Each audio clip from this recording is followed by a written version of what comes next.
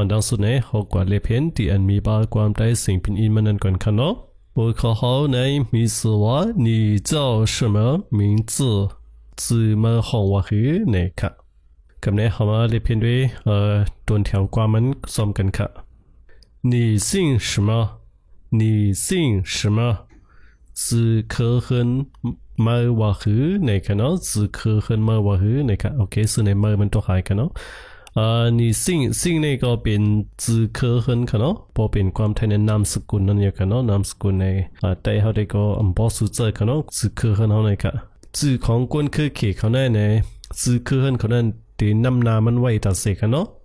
จื่อเคอเฮินเขานั้นค่ะพอเป็นจื่อไทยนั่นในนามสกุลเขานั้นจื่อเคอเฮินเขานั้นเขาได้ไว้ตั้งหลังมันค่ะเนาะกุยกับเขเขาเนี่ยซ้ำได้ไว้ตั้งนามันค่ะ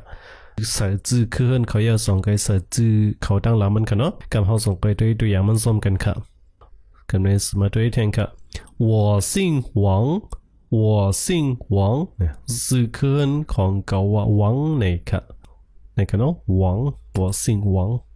กันในสมาด้วยแทนค่ะ他姓什么他姓什么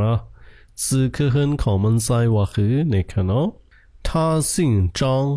他姓张，是可很ของมันใช้ว่า张นะครับเนาะ他姓张กำลังสมด้วยแทนกัน老师姓什么老师姓什么是可很คู่สอนว่าคือนะครับเนาะ老师คู่สอน姓是可很什么เป็นอีสังนะครับเนาะ老师姓陈老师姓陈只可很苦算话神那个老师苦算性格只可很神好话神那个呢神你哥哥叫什么名字你哥哥 OK 是ในมันก็เป็นเสียงว่านะกันเนาะช่วงเดียวมันในตัดออกไปค่ะ你哥哥叫什么名字比爱们字号话和那个你哥哥比爱们比在们叫号什么อีสัง名字จื่อนะครับเนาะที่วางข้อความมันได้เปิดกันอีกนึงกันเนาะปีไซมันห้องสังจื่อนะครับเนาะความแตกซ้ำปีไอมันจื่อห้องว่าสังคำนั้นก็จื่อห้องว่าคือนะครับเนาะคำนี้เขาสืบกันมาด้วยกันกับ他叫王小华他叫王小华是们在喊我王小华那个 OK 是那个他叫是们在喊们在喊那个喏地方是们叫那帮我喊个喏王小华呢 OK 王那边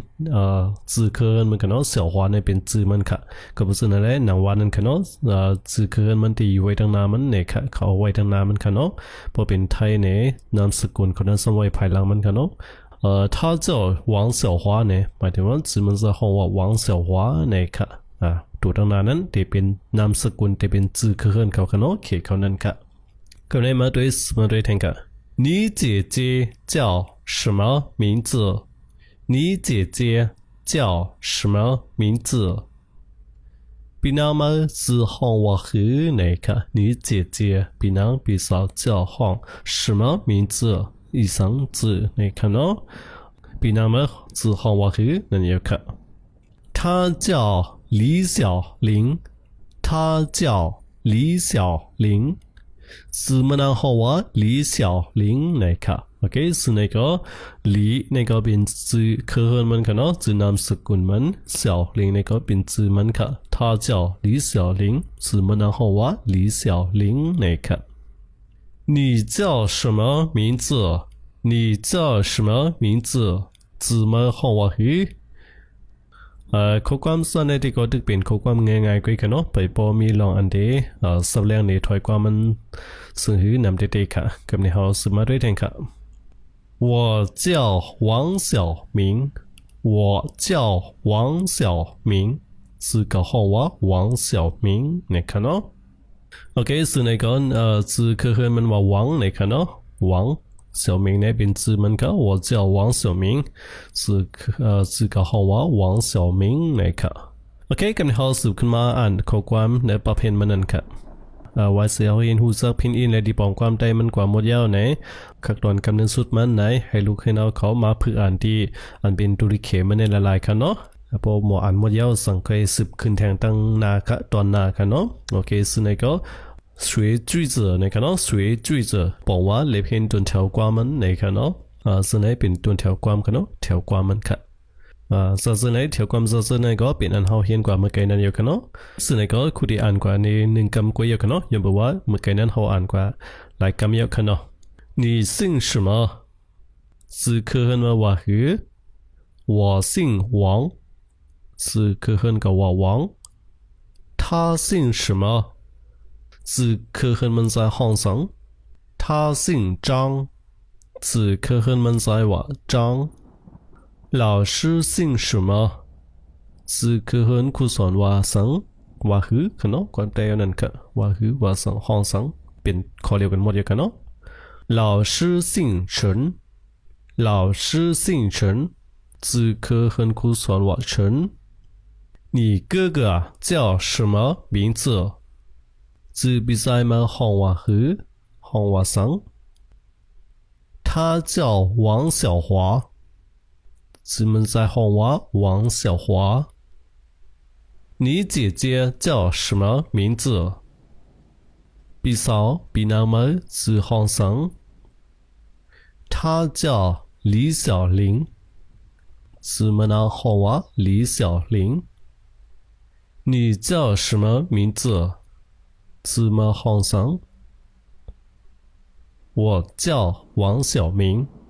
自个行话王小明โอเคซึ่งในก็ให้เราเรียนเขาเพื่ออ่านเพื่อต้องกันกว่าหมดค่ะเนาะอย่าไปไว้ใส่ตัวค่ะอันนั้นหัวมีมันค่ะเนาะตั้งตีปองมันเลยตั้งเสียงออกมันเดี๋ยวก็ตั้งตัวลิเกมันนั่นค่ะเนาะกับในเฮาสืบขึ้นมาเลยเพียงดีดูเคอร์วันในค่ะเนาะดูเคอร์วันในมันบอกว่าตัวคันรูอ่านมันค่ะเนาะดูเคอร์วันในค่ะเมื่อกี้ตั้งเดินนั้นช่วยจุยเจอในเลยเพียงตัวแถวกว่ามันซึ่งในส่วนเป็นดูเคอร์วันในเป็นการเห็นตอนคันรูอ่านมันค่ะเนาะเขารู้ตอนคันรูอ่านมันค่ะสื่อส่วนในก็ยังบอกว่าตึกเป็นปรับเล็กเนาะตอนคันรู้อ่านมันก็ที่ป๊อดที่ยาวสังอยู่ก็ที่เป็นข้อความอันนึงง่ายๆป๊อดส่วนในก็ค่ะเนาะวันนั้นสุดไหนเขามาเลยเพียงที่อันบาสิ่งพินอินและที่ป้องความได้มันก่อนค่ะ你叫什么名字我姓王叫王小华我弟弟叫王小明我妹妹叫王小丽你叫什么名字我姓王叫王小华我弟弟叫王小明我妹妹叫王小丽怎么好话คือ只可恨กับว่า王ห้อง王小华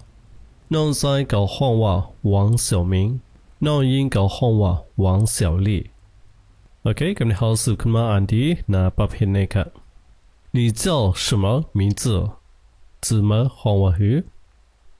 我姓王是可恨กับว่า王叫王小华喊我王小华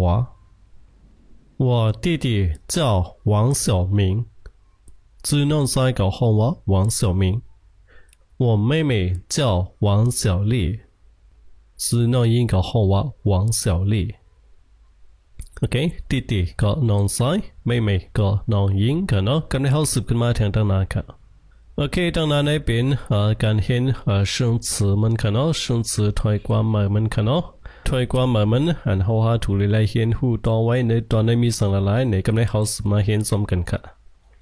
叫ห้อง什么什么桑我们能够以上名字字姓可恨นามสกุลนั่นอย่างนั้นบ่เป็นความไทยนั่นค่ะ哥哥พี่ใหญ่姐姐พี่นาง张โอเคอันนี้เป็น字可恨ค่ะเนาะ陈那个字可恨好啊陈王小明个王小明字滚看喏李小玲 OK อันนี้เป็น李小玲看喏那个呢是个อันนี้กูเตรียมผิด看呢 OK 李小玲王小丽王小丽อันนี้ก็เป็นชื่อกวนเขาเนาะโอเคอันนี้ก็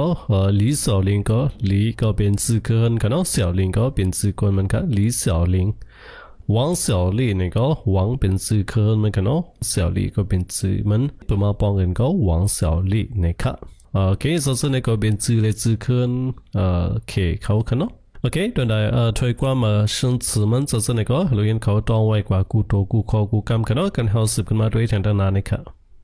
那个边请接到书的同学回答老师的问题，你看哦，请接到书的同学回答老师的问题，请接到书的同学。回答老师的问题ลูกเห็นก็ฮับเอาไล่ลูกบอลหมักหนังนั้นเขียนต่อปันข้อถามครูสอนในคันเนาะโอเค你叫怎么喊我我叫自高喊我อันนี้ก็自高喊我ในคันเนาะโอเคดีที่มันครูก็จะย้อนนั่งเขาคันเนาะคุยกันมันยังตัวตัวหายอยู่ก็มังคอมังกำมังโตนั่นค่ะก็บอกส่วนอะไรอันไรผิดอันไรเปิงนี่ก็เพราะว่าครูหันแมนในคันเนาะครูก็ได้สับแรงในสับแรงในขึ้นมาถึงอัดวิดีโอมันในคันเนาะโอเคอันนี้ก็มีสังเกตได้คันเนาะซึ่งในก็มันเป็นการเล่นเกมยาวหยอกล้วนแต่ดันยามันคันเนาะ请知道书的同学ในคันเนาะ知道ในบอกว่าหับไหลคันเนาะ请看到知道หับไหลชูก็ลูกบอลขนาดชูลูกบอลเตอร์ทงสวยลูกเห็นก็อันหับไหลลูกบอลนั้นในขณะเขียนต่อ回答ก็บอกว่าตอบขณะ回答老师ครูสอน的问题นี่ก็คำข้อถามก็ใส่ขณะแล้วก็ปัญหาก็ใส่ค่ะ问题ตัวนี้ขณะ